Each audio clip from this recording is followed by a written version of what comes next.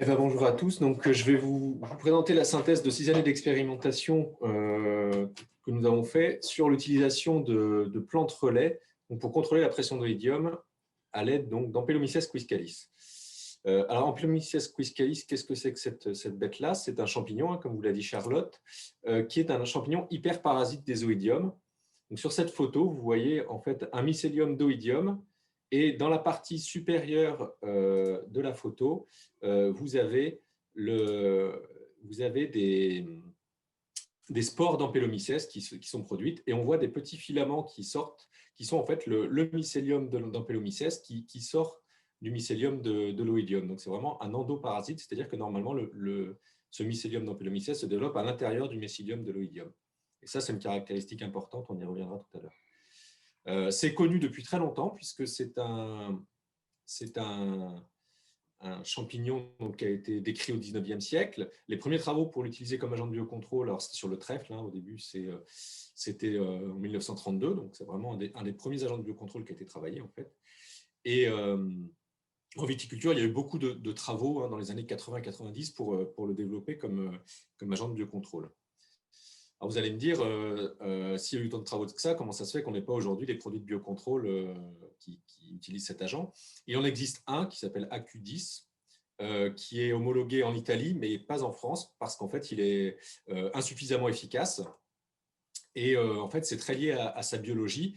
C'est un parasite obligatoire, donc ce que je disais tout à l'heure. C'est-à-dire que si vous le mettez en préventif et qu'il n'y a pas encore d'oïdium sur la vigne, eh ben, les spores d'Ampelomyces meurent puisqu'elles n'ont pas d'hôte. Et si vous le mettez et que l'oïdium est déjà bien installé,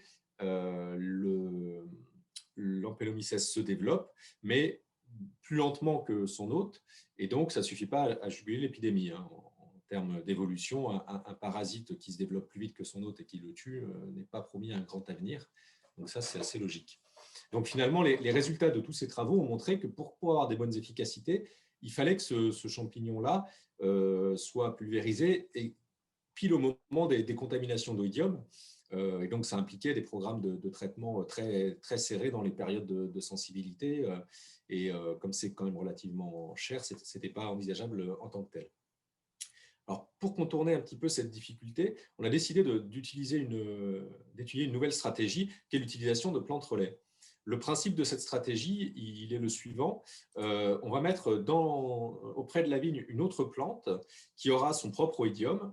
Ampelomyces est capable d'infecter différents oïdiums. Et sur cette plante relais, on va pulvériser donc Ampelomyces qui va se multiplier. L'intérêt, c'est d'avoir dans la parcelle un inoculum d'Ampelomyces important qui va faire que quand l'oïdium de la vigne va apparaître sur la vigne, le champignon sera déjà présent et donc on va limiter la pression de l'épidémie. Ça, c'est la théorie. En pratique, donc, on a étudié ça c'est un sujet qu'on travaille donc, depuis 2014. Et donc, il y a eu trois projets de recherche qui ont travaillé dessus et qui travaillent toujours dessus. Deux projets qui s'appellent Diaplas 1 et Diaplas 2, qui sont des projets qui ne travaillaient pas exclusivement sur ce sujet, qui étaient multifilières et donc sur l'utilisation globalement des plantes de service, qui étaient des projets sur des financements région et interprofession, suivi et le relais aujourd'hui a été pris par un projet Défi XP Ecophyto, qui est où on utilise un certain nombre de résultats de ces deux projets de recherche dans la construction du système. Donc, j'en reparlerai tout à l'heure. Alors concrètement, comment ça s'est passé? Le démarrage du projet, déjà, il y a eu un gros travail de bibliographie pour assez simplement définir la plante de service en question, la plante relais.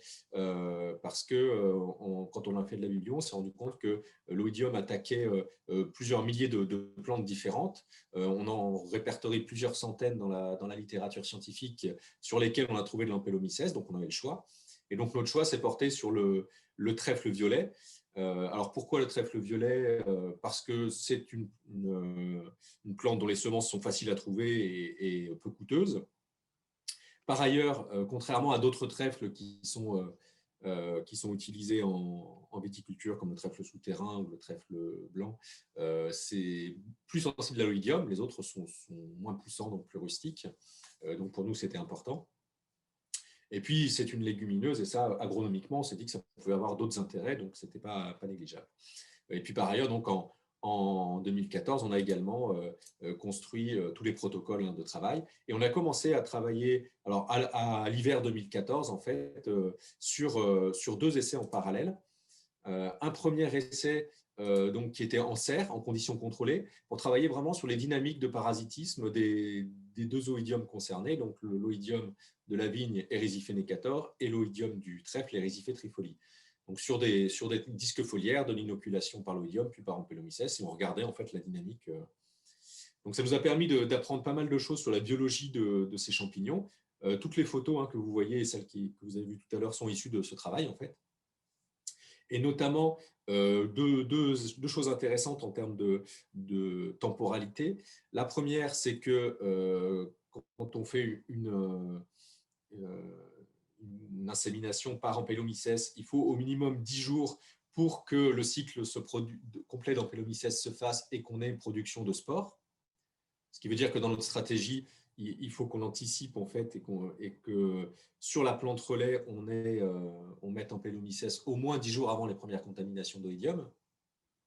Et la deuxième chose qu'on a appris, c'est que plus l'oïdium est développé, en fait, et plus Ampelomyces a de facilité à se développer également. Et donc, pour assurer également la réussite de notre stratégie, ça veut dire qu'il faut que l'oïdium soit bien développé sur notre plante relais avant de mettre Ampelomyces. Et donc, globalement, un délai d'une quinzaine de jours est là encore nécessaire. Donc, on voit déjà qu'il peut y avoir des limites sur des contaminations très précoces par l'oïdium sur la vigne.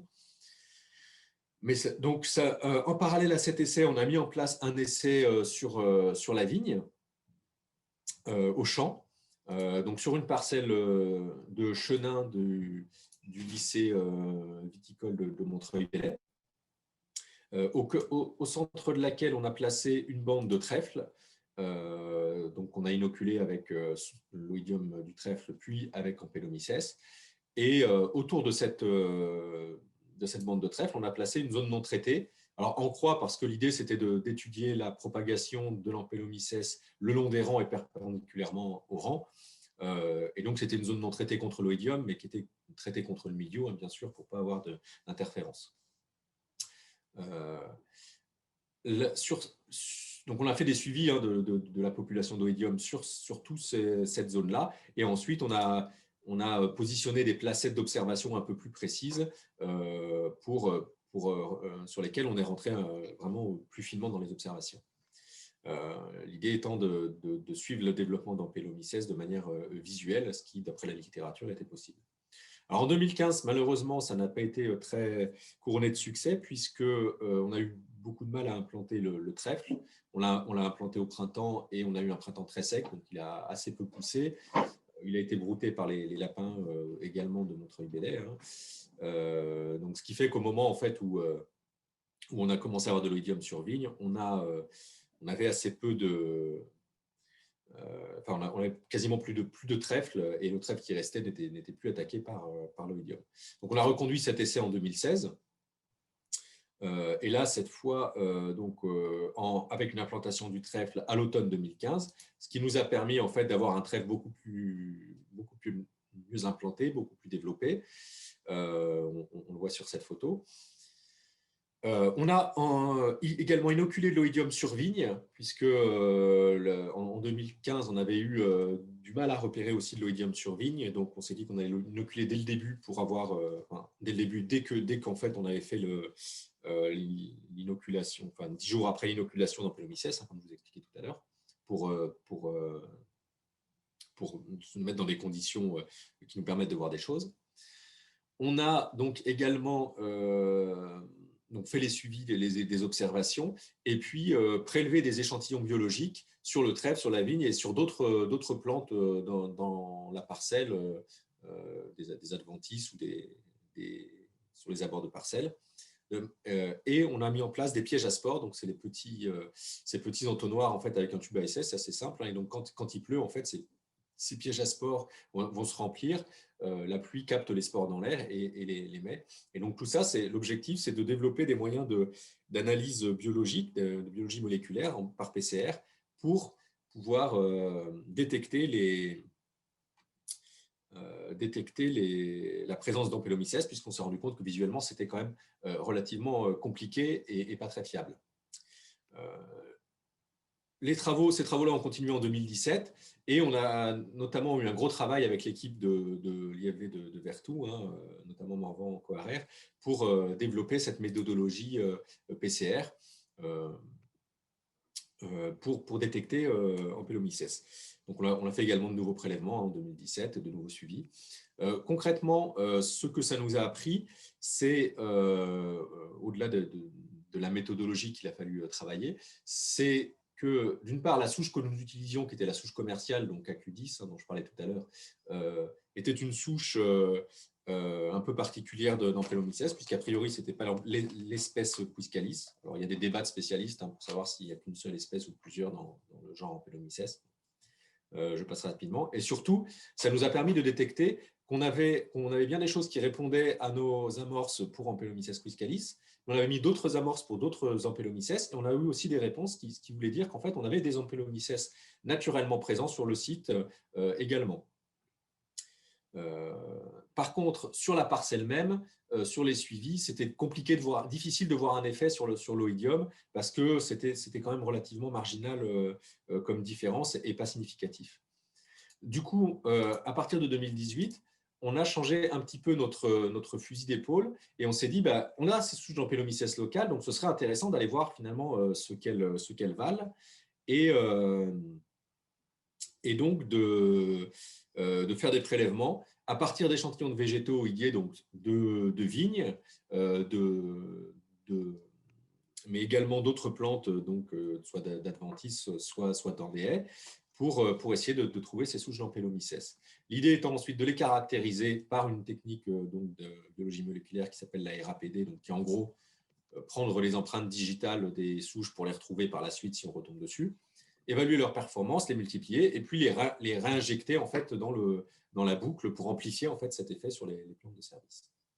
En 2018, malheureusement, on a eu très peu d'oïdium sur le site et donc on n'en a pas trouvé.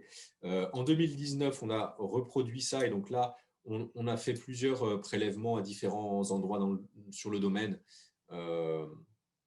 Mais l'oïdium en 2019, ça a été relativement tardif en saison et sur ces échantillons, on n'a pas trouvé d'Ampelomyces, malheureusement. Donc là, on est arrivé en fin de financement, on s'est dit qu'est-ce qu'on fait et on s'est dit c'est dommage en fait d'arrêter là. Et donc en 2020, on a continué cette prospection donc avec des prélèvements qui ont pu être faits. Alors ça a été compliqué avec le confinement, etc. Mais on a pu faire des prélèvements à nouveau en fin de saison et donc là qui sont en cours d'analyse. Donc on va voir. Parallèlement à ça, on a intégré en fait cette réflexion dans un essai système qui est l'essai d'Iverviti dont je vous parlais tout à l'heure. Alors, comment il se présente cet essai? En fait, c'est vraiment un essai système de conduite global pour travailler sur la diversification en fait, du peuplement végétal. Donc, on a conçu ce système dans le cadre d'un projet Ecophyto et on l'a implanté donc, en 2019. Voici comment il se présente. C'est situé sur une butte. On a donc dans ce système donc des blocs de vignes avec différentes orientations à cause de la butte, des rangées d'arbres qui intercalées entre ces blocs de vignes, des haies tout autour, avec en vert clair des nouvelles haies qui ont été implantées pour avoir une continuité, et puis des chênes truffiers situés au milieu. La stratégie en fait sur ce système, c'est vraiment d'avoir des pôles, en ce qui concerne l'oïdium, mais aussi sur d'autres auxiliaires, des zones réservoirs plus pérennes, donc les chênes truffiers qui sont très sensibles à l'oïdium, et les haies sur lesquelles on va pouvoir avoir de l'Ampelomyces qui va se maintenir, et puis ensuite des pénétrantes par les rangées d'arbres, par les couverts qu'on a mis au sol, avec des plantes sensibles à l'oïdium, pour favoriser la pénétration dans le système, dans la parcelle de l'Ampelomyces. C'est une approche systémique dans le sens où on combine d'autres leviers sur l'oïdium. On n'imagine pas régler la question de l'oïdium uniquement par ce biais-là. Donc, on a par exemple un système de conduite, une taille en SMI minimale qui devrait limiter la pression parce que plus aérée, parce que des organes plus petits. Enfin, je passe, ce n'est pas la question ici. Et puis, on utilise également un pulvérisateur confiné avec des panneaux récupérateurs pour éviter, en fait, si jamais on est amené à faire des traitements anti-odium, ce qui n'est pas complètement exclu, d'aller faire des traitements anti-odium sur nos plantes de service qui sont dans l'interrang. Excuse-moi, David, il te reste Oui. 1 minute pour conclure. Eh bien, c'est parfait. Je suis super. à ma conclusion. Donc, en conclusion, je dirais qu'on a un mécanisme qui était a priori très intéressant, très séduisant, qui est malheureusement très sensible aux conditions annuelles. Et finalement, aujourd'hui, je ne préconiserais pas d'employer la stratégie que je vous présentais au départ, donc pour un vigneron, d'aller mettre du trèfle dans l'interrang et puis de mettre de l'oïdium dessus et de l'empélomycès. D'abord parce que c'est compliqué, ce n'est pas si simple à réussir. Et en plus, les résultats sont relativement mitigés. Par contre, je pense que c'est une stratégie qui est très intéressante à envisager dans une approche globale, donc sur l'ensemble du système, combinée à d'autres stratégies et à un niveau plus large que simplement la parcelle, mais plutôt à l'échelle du paysage, où on va pouvoir raisonner donc, sur l'ensemble de ces vignes et voir avec ses voisins sur la stratégie à mettre pour globalement augmenter en fait, cette présence d'auxiliaires dans le vignoble. Dernière réflexion qui pourrait être intéressante à l'avenir, c'est d'envisager la prospection qu'on a fait sur Empélomycès à une échelle plus large sur le Val-de-Loire et pas seulement sur Montreuil-Bellay, sur le site expérimental et ses alentours. Mais ça, il faudrait que ça fasse l'objet d'un projet en tant que tel. Mais ça pourrait être intéressant à l'avenir. J'en ai fini. Je vous remercie de votre attention. Merci, David. Je vous rappelle à tous qu'il est possible de poser vos questions à David en utilisant l'onglet Q et R en bas de votre écran. Enfin, pour moi, en tout cas, il est en bas. Et que Étienne va se charger de gérer l'ensemble des questions et de les poser à David. Donc, n'hésitez pas à écrire vos questions avec l'onglet Q et R. Étienne, y a-t-il des questions? Oui, alors ça commence à arriver. Alors, du coup, hop, oui, donc là, David, tu as indiqué effectivement, bon, là déjà, tu as mis comment dire, les plantes de service à l'intérieur de la vigne. Après, on voit que sur la fin, là, sur les sédivers viti, les réservoirs sont aussi, et bien évidemment, à l'extérieur de la vigne. Et là, tu parles de la notion de paysage. Donc, il y a à l'intérieur de la vigne, il y a à l'extérieur de la vigne, sur ces plantes de service, réservoir. Mais du coup, il y a marqué, oui, voilà. Donc, en fait, comment on peut être sûr, puisqu'il faut de l'oïdium au départ sur ces plantes de service, comment on peut être sûr d'avoir de l'oïdium, du coup? Puisque c'est un peu ça le début. Complètement, ça c'est un peu le point sensible. Alors, la première chose, c'est de choisir des espèces qui seraient particulièrement sensibles à l'oïdium. Il y a certaines espèces, les chênes, on trouve souvent de l'oïdium, par exemple pour les abords. Là, je parle. Les amélanchés aussi dans les haies sont des plantes qui sont très sensibles à l'oïdium. Dans les plantes de service, on a aussi un certain nombre de légumineuses qui peuvent être sensibles à l'oïdium. Je parlais du trèfle violet, par exemple, mais ce n'est pas la seule. La chance qu'on a, c'est un peu ce que je disais tout à l'heure, c'est qu'on a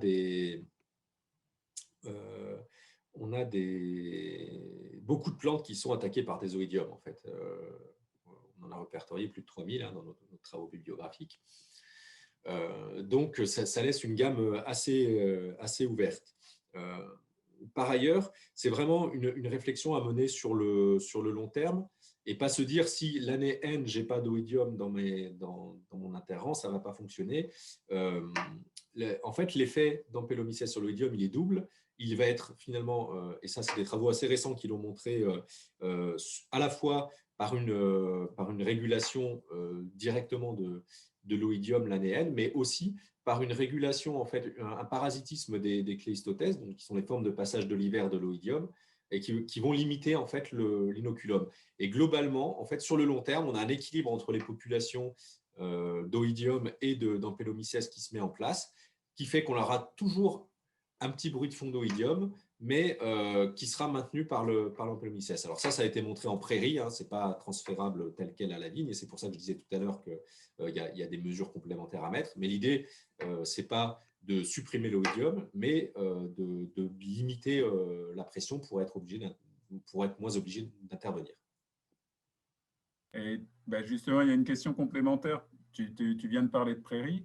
C'est la question, le terme est peut-être mal choisi, mais de pollution sur les autres cultures. C'est-à-dire que si on cultive, en gros, on va dire de l'oïdium sur nos plantes de service et tout autour de la parcelle, à l'intérieur, etc., est-ce que ça risque pas non plus Alors ça, des collatéraux sur d'autres cultures aux alentours, quoi.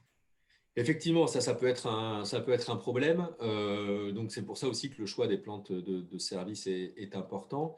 Nous, dans notre essai, on avait juste un tout petit lot, donc ce n'était pas un gros problème. Mais effectivement, si on a juste à côté de notre parcelle, où on a mis notre trèfle, une parcelle de luzerne semence, par exemple, ça peut être problématique. Après, les oïdiums sont relativement spécifiques. Donc, celui de la vigne n'attaque que la vigne. Il y en a qui sont un peu plus larges, mais en général, c'est concentré sur un groupe biologique assez restreint. Et puis, c'est un peu ce que je disais tout à l'heure. Hein. Je pense que vraiment le réservoir, il n'est pas dans les parcelles et sur les plantes annuelles, qui sont souvent des plantes cultivées, mais plutôt dans les haies alentours.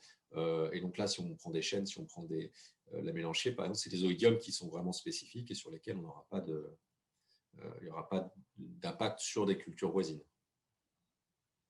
Ok, alors… Je ne sais pas, Étienne, si tu as d'autres questions. On peut peut-être en prendre une, mais après, on passera à l'intervention suivante pour tenter de respecter le timing. Ok, en fait, du coup, on me demande justement sur les vignerons qui ont des couverts historiques avec du trèfle, si du coup, ils pourraient avoir plus d'ampelomyces et donc moins de pression oïdium. En fait, la question, c'est un petit peu, est-ce qu'il y a eu des suivis menés chez des vignerons qui utilisaient déjà le trèfle avant? Parce qu'on sait qu'il y en a quelques-uns. Est-ce que ça pourrait être intéressant finalement d'aller regarder ceux qui ont un antécédent de culture du trèfle dans les vignes, en fait?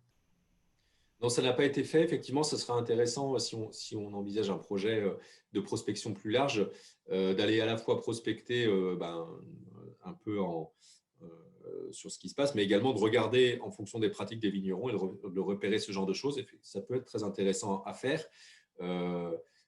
Avec un certain nombre de précautions. Par exemple, si c'est des vignerons qui vont faire des poudrages tous les ans, là, on sait qu'on ne trouvera pas grand-chose parce que de toute façon, un poudrage, on en met partout, y compris sur les interrants.